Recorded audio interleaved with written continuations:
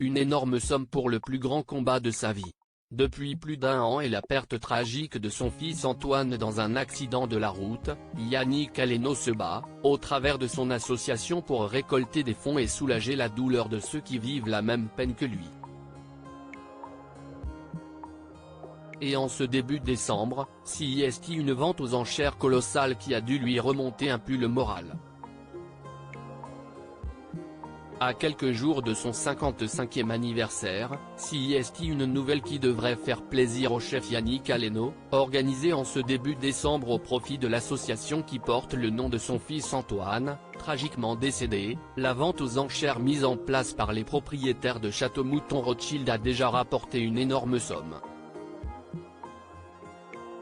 En effet, comme l'ont annoncé les membres de la famille Rothschild, notamment l'ex-compagnon de Carole Bouquet, Philippe Serret de Rothschild, et sa sœur Camille, la vente des 6 bouteilles du millésime du Château Mouton Rothschild 2021, illustrée par l'artiste japonaise Chiharu Shiyota, a rapporté plus de 237 500 € à l'association. Et ce n'est pas fini, le 12 décembre prochain, 180 grands chefs ont accepté de donner une bouteille de grand vin pour apporter, eux aussi, leur pierre à l'édifice de l'association Antoine Aleno à travers la vente aux enchères. Un beau geste qui a ému le chef étoilé, comme il l'a expliqué dans un communiqué.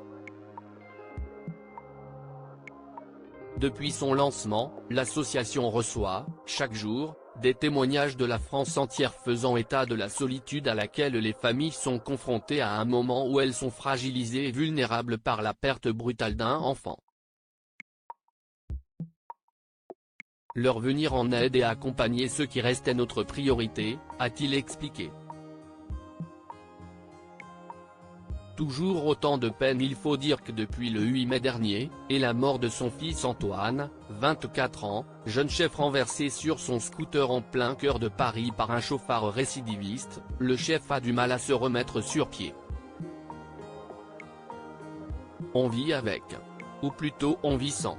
Je suis encore en colère, a-t-il notamment confié à nos confrères du Figaro.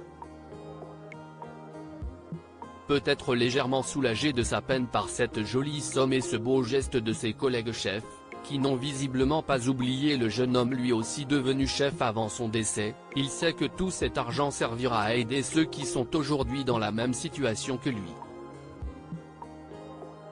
Voulant notamment éviter aux familles endeuillées les heures d'attente à l'Hôtel-Dieu, le passage à la morgue, ou encore ce terrible moment où il n'a pu voir son fils qu'à travers une vitre, il essaye, par cette association, d'atténuer l'accumulation de souffrances.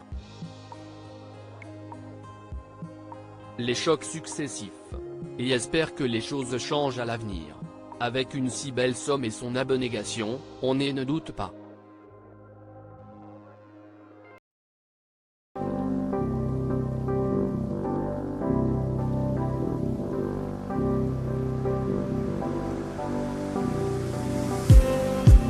Just need